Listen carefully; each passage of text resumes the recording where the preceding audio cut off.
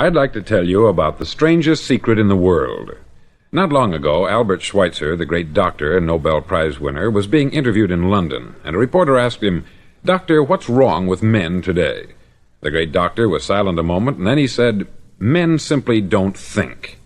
And it's about this that I want to talk with you. We live today in a golden age. This is an era that man has looked forward, dreamed of, and worked toward for thousands of years. But since it's here, we pretty well take it for granted.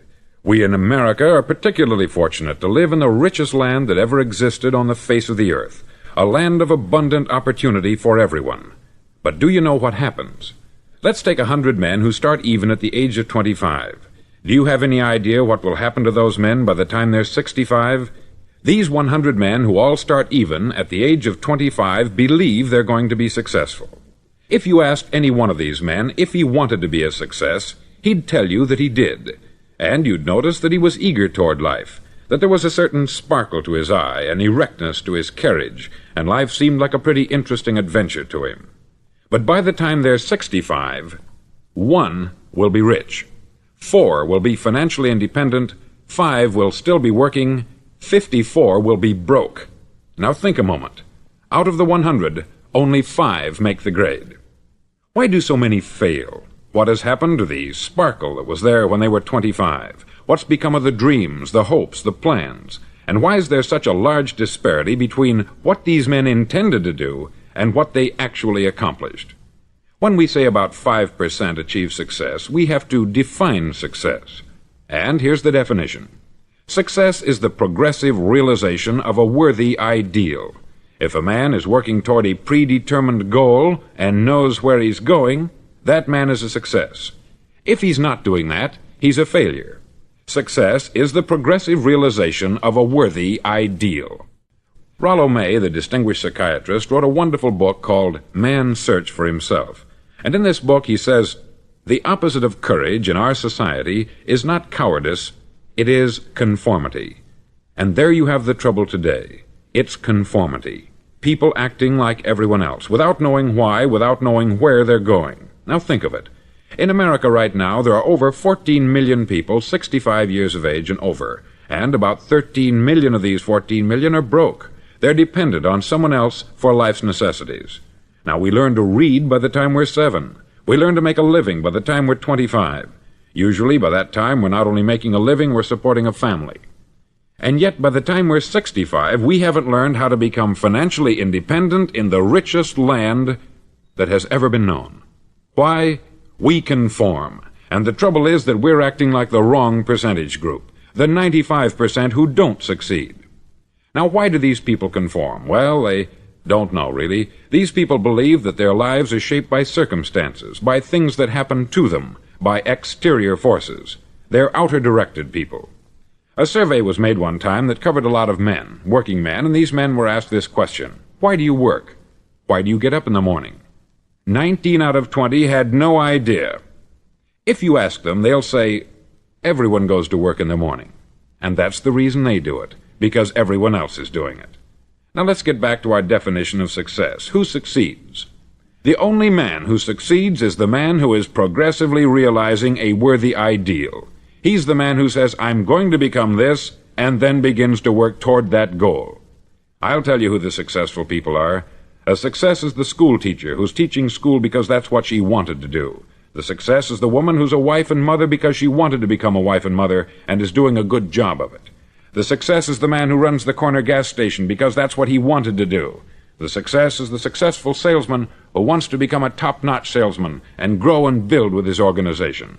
A success is anyone who is doing deliberately a predetermined job because that's what he decided to do deliberately.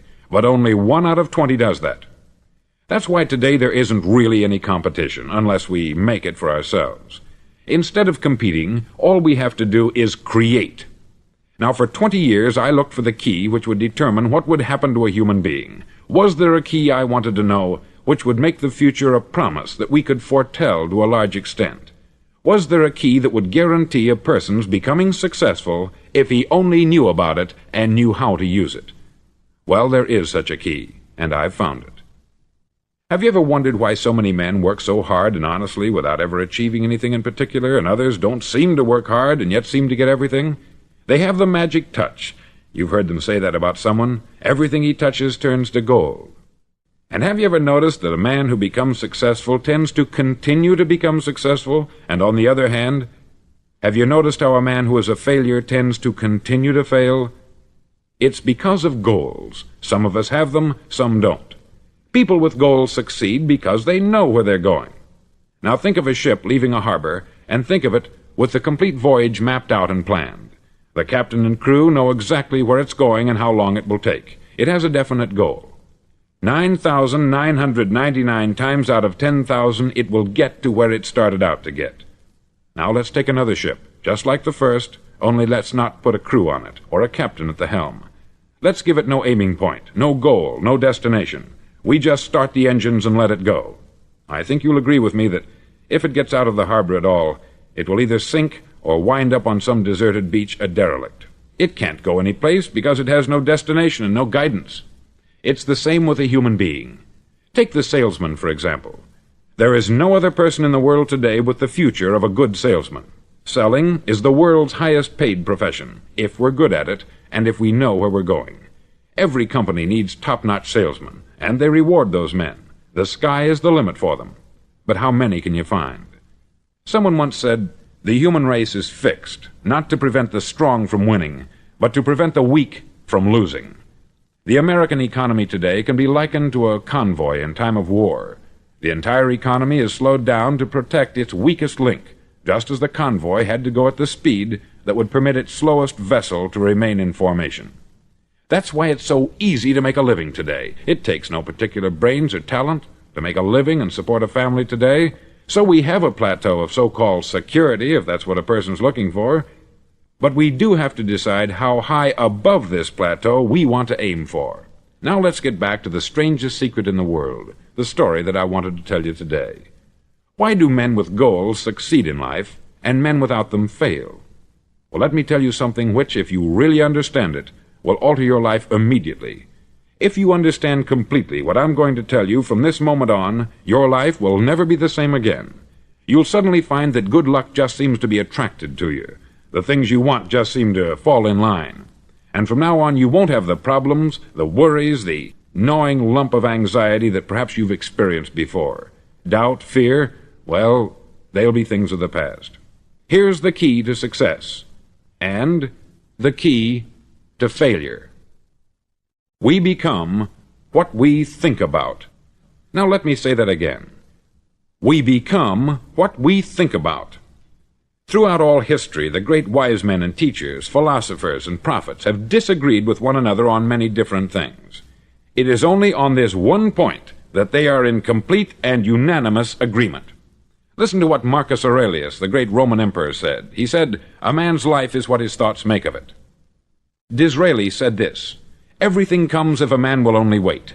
I have brought myself by long meditation to the conviction that a human being with a settled purpose must accomplish it, and that nothing can resist a will that will stake even existence for its fulfillment." Ralph Waldo Emerson said this, "A man is what he thinks about all day long." William James said, "The greatest discovery of my generation is that human beings can alter their lives by altering their attitudes of mind." And he also said, "We need only in cold blood act as if the thing in question were real, and it will become infallibly real by growing into such a connection with our life that it will become real. It will become so knit with habit and emotion that our interest in it will be those which characterize belief." He also said this, "If you only care enough for a result, you will almost certainly attain it. If you wish to be rich, you will be rich. If you wish to be learned, you will be learned. If you wish to be good, you will be good. Only you must then really wish these things, and wish them exclusively, and not wish at the same time 100 other incompatible things just as strongly." In the Bible you read, in Mark 9:23, "If thou canst believe, all things are possible to him that believeth." Dr. Norman Vincent Peale said this, "This is one of the greatest laws in the universe. Fervently do I wish I had discovered it as a very young man. It dawned upon me much later in life, and I've found it to be one of the greatest, if not my greatest discovery, outside of my relationship to God. And the great law, briefly and simply stated, is that if you think in negative terms, you'll get negative results. If you think in positive terms, you will achieve positive results. That is the simple fact which is at the basis of an astonishing law of prosperity and success. In 3 words, believe and succeed. William Shakespeare put it this way: "Our doubts are traitors, and make us lose the good we oft might win, by fearing to attempt." George Bernard Shaw said, "People are always blaming their circumstances for what they are. I don't believe in circumstances. The people who get on in this world are the people who get up and look for the circumstances they want, and if they can't find them, make them." Well, it's pretty apparent, isn't it? And every person who discovered this for a while believed that he was the first one to work it out. We become what we think about.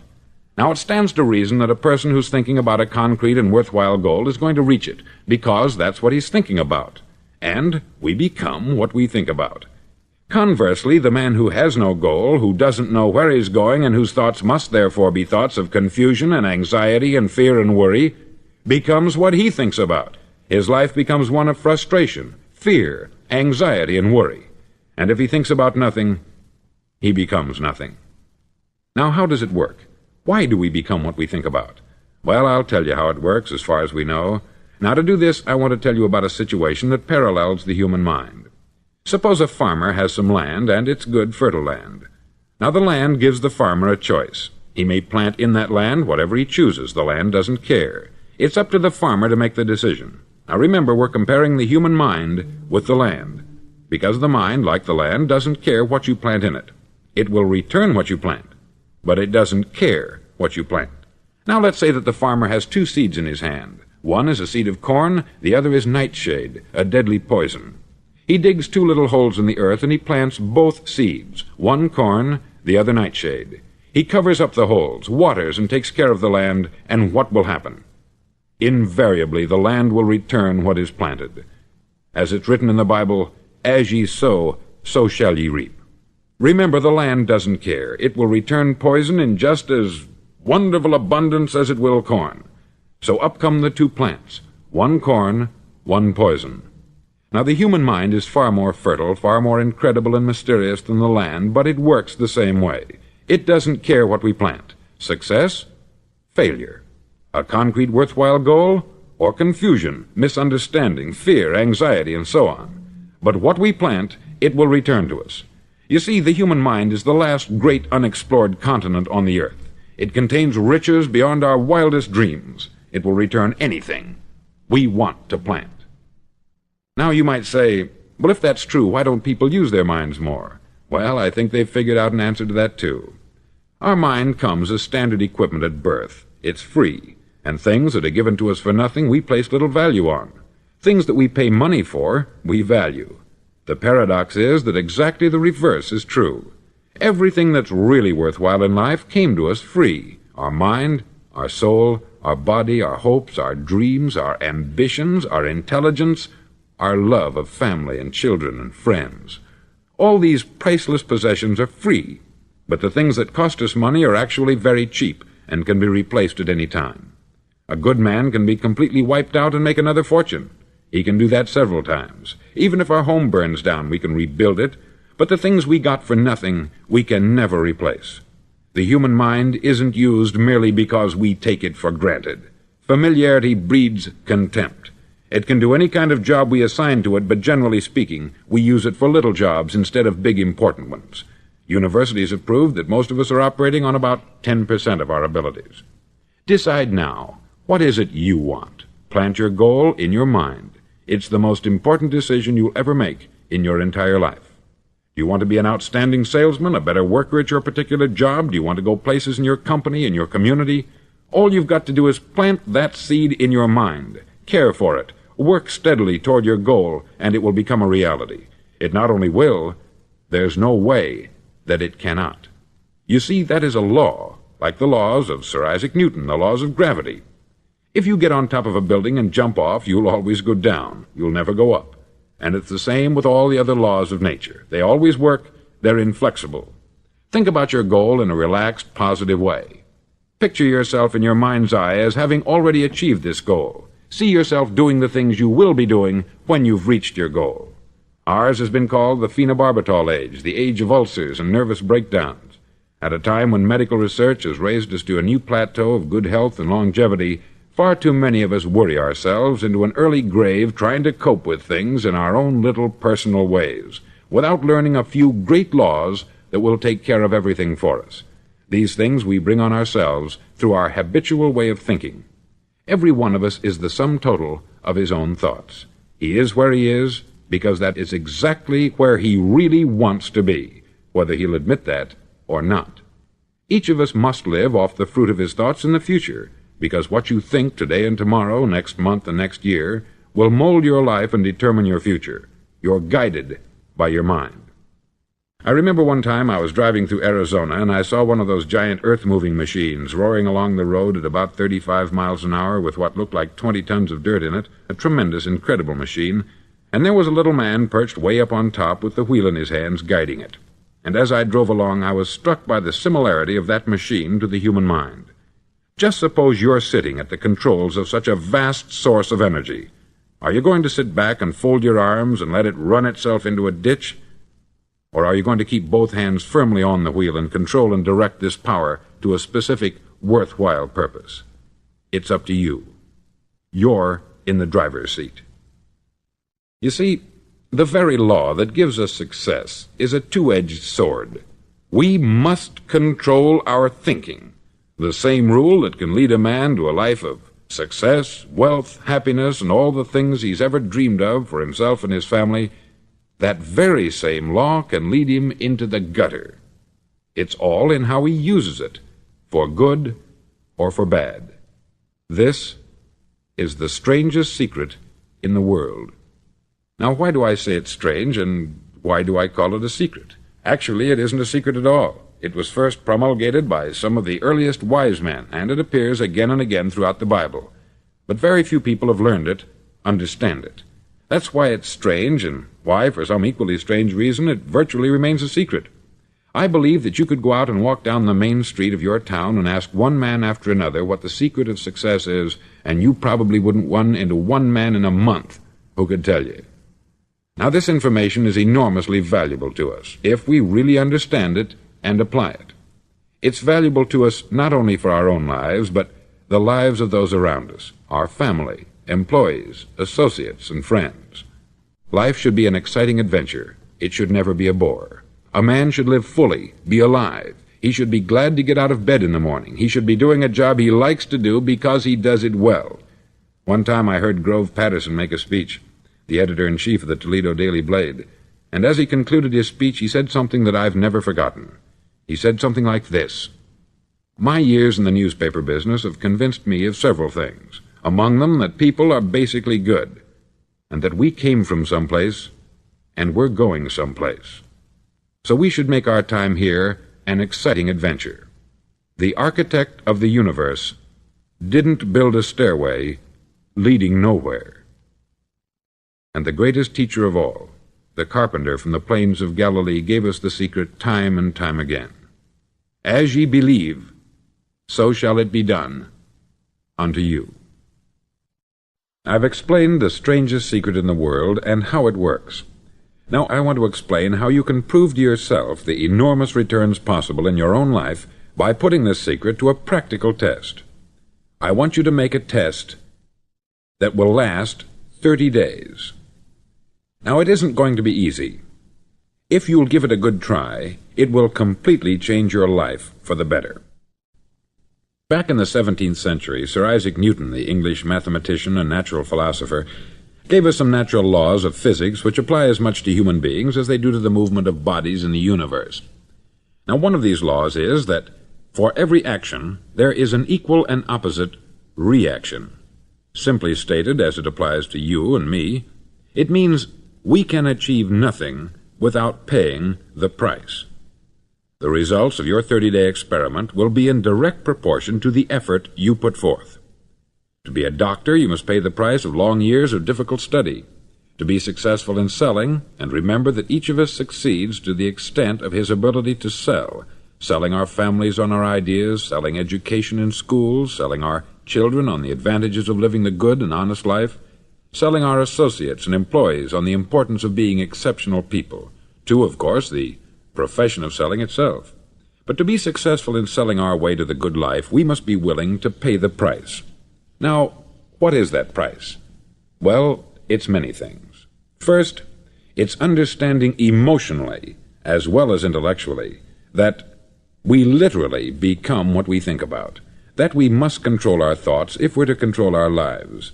It's understanding fully that, as ye sow, so shall ye reap.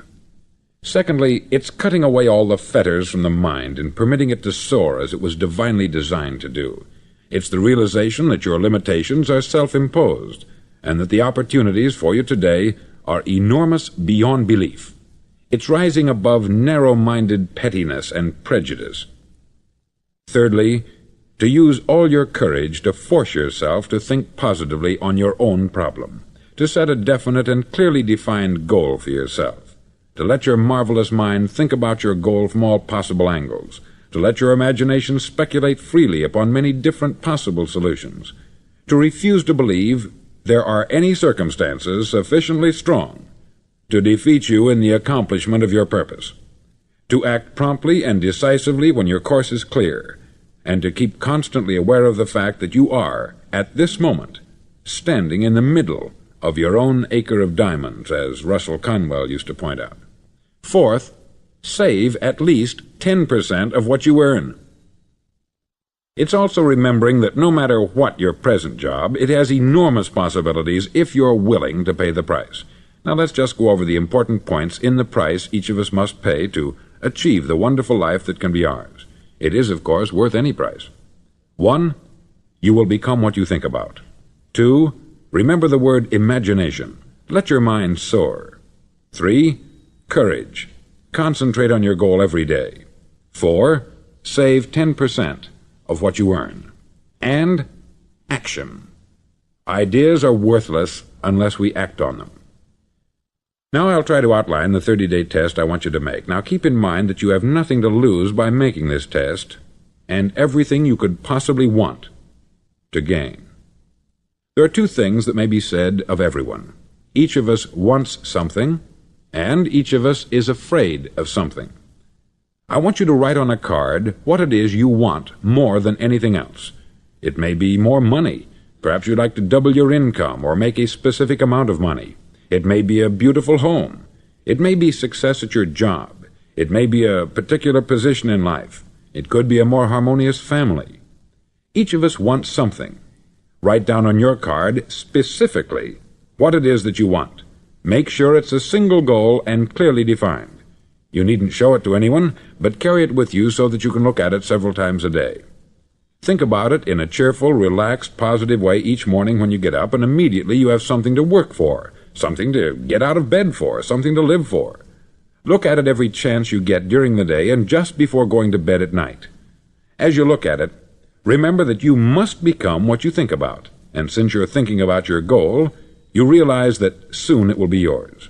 In fact, it's yours really the moment you write it down and begin to think about it.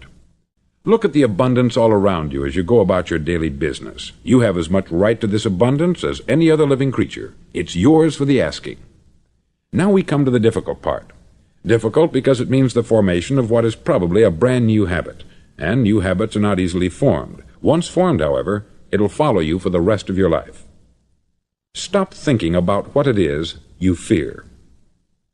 Each time a fearful or negative thought comes into your consciousness, replace it with a mental picture of your positive and worthwhile goal. There will come times when you will feel like giving up. It's easier for a human being to think negatively than positively. That's why only 5% is successful. You must begin now to place yourself in that group. For 30 days you must take control of your mind. It will think only about what you permit it to think. Each day for this 30-day test, do more than you have to do. In addition to maintaining a cheerful, positive outlook, give of yourself more than you've ever done before. Do this knowing that your returns in life must be in direct proportion to what you give. The moment you decide on a goal to work toward, you're immediately a successful person. You're then in that rare and successful category of people who know where they're going. Out of every 100 people, you belong to the top 5. Don't concern yourself too much with how you're going to achieve your goal. Leave that completely to a power greater than yourself. All you have to do is know where you're going. The answers will come to you of their own accord. Remember these words from the Sermon on the Mount, and remember them well. Keep them constantly before you this month of your test. Ask, and it shall be given you. Seek, and ye shall find. Knock, and it shall be opened unto you. For every one that asketh receiveth, and he that seeketh findeth, and to him that knocketh it shall be opened.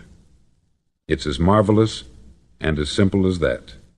In fact, it's so simple that in our seemingly complicated world it's difficult for an adult to understand that all he needs is a purpose and faith. For 30 days, do your best.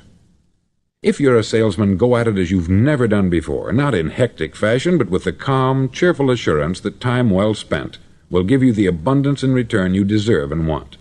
No matter what your job, do it as you've never done it before for 30 days. And if you've kept your goal before you every day, you'll wonder and marvel at this new life you've found. Dorothea Brand, outstanding editor and writer, discovered it for herself and tells about it in her fine book, Wake Up and Live. Her entire philosophy is reduced to the words, act as though it were impossible to fail.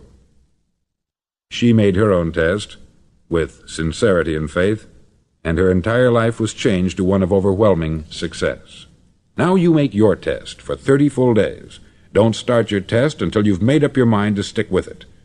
You see, by being persistent, you're demonstrating faith. Persistence is simply another word for faith. If you didn't have faith, you would never persist. If you should fail during your first 30 days, by that I mean suddenly find yourself overwhelmed by negative thoughts, you've got to start over again from that point and go 30 more days. Gradually your new habit will form until you find yourself one of that wonderful minority to whom virtually nothing is impossible. Don't forget the card. It's vitally important as you begin this new way of living. On one side of the card, write your goal, whatever it may be. On the other side, write the words we've quoted from the Sermon on the Mount. Ask, and it shall be given you. Seek, and ye shall find. Knock, and it shall be opened unto you. Nothing great was ever accomplished without inspiration. See that during these crucial first 30 days, your own inspiration is kept at a peak. Above all, don't worry. Worry brings fear, and fear is crippling. The only thing that can cause you to worry during your test is trying to do it all yourself. Know that all you have to do is hold your goal before you. Everything else will take care of itself. Remember also to keep calm and cheerful. Don't let petty things annoy you and get you off course. Now, since making this test is difficult, some may say, well, why should I bother? Well, look at the alternative. No one wants to be a failure. No one really wants to be a mediocre individual. No one wants a life constantly filled with worry, fear, and frustration. Therefore, remember that you must reap that which you sow. If you sow negative thoughts, your life will be filled with negative things. If you sow positive thoughts, your life will be cheerful, successful, and positive. Now, gradually, you will have a tendency to forget what you've heard on this record. Play it often. Keep reminding yourself of what you must do to form this new habit. Gather your whole family about and listen to what's been said here at regular intervals. You know, most men will tell you that they want to make money without understanding the law. The only people who make money work in the mint. The rest of us must earn money.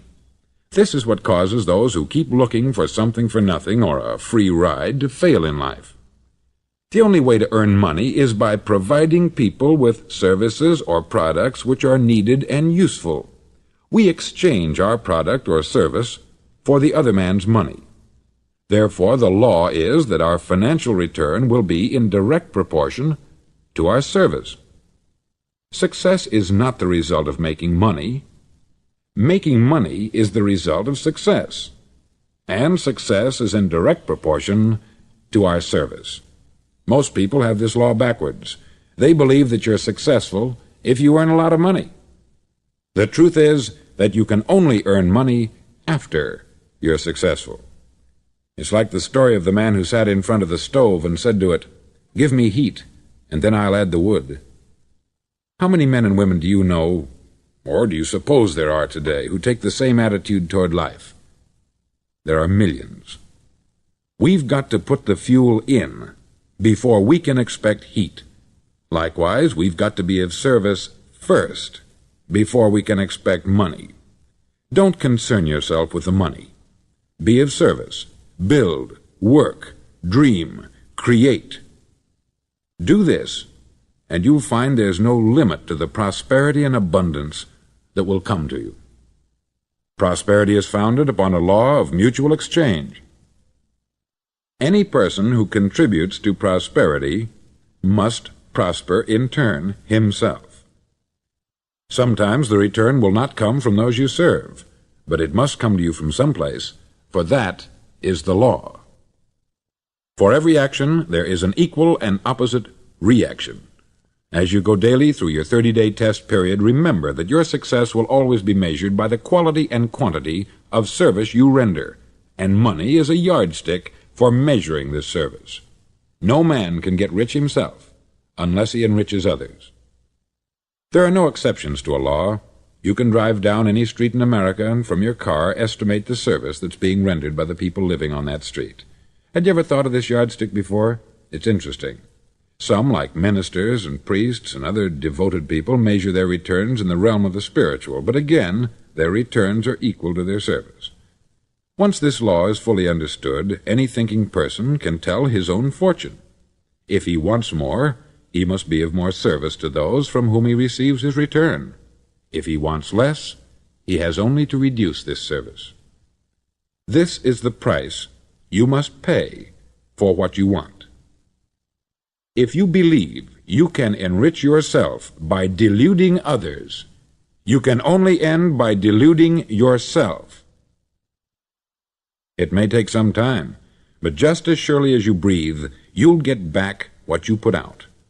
Don't ever make the mistake of thinking you can avert this. It's impossible.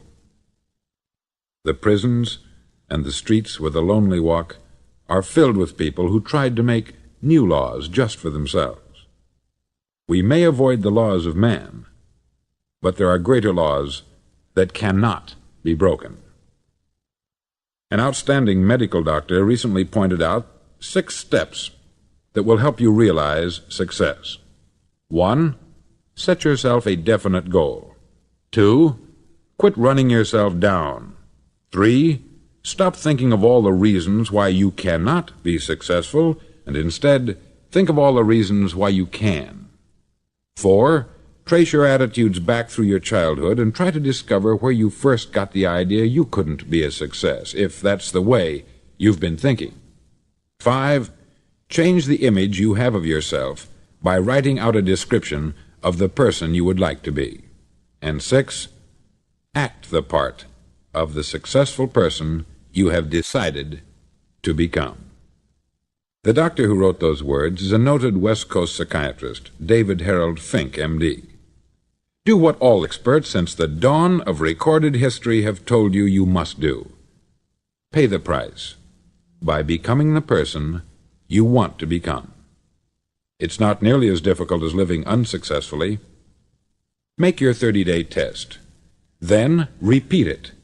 Then repeat it again. Each time it will become more a part of you until you'll wonder how you could ever have lived any other way. Live this new way, and the floodgates of abundance will open and pour over you more riches than you may have dreamed existed. Money? Yes, lots of it. But what's more important, you'll have peace. You'll be in that wonderful minority who lead calm, cheerful, successful lives. Start today. You have nothing to lose, but you have a life to win.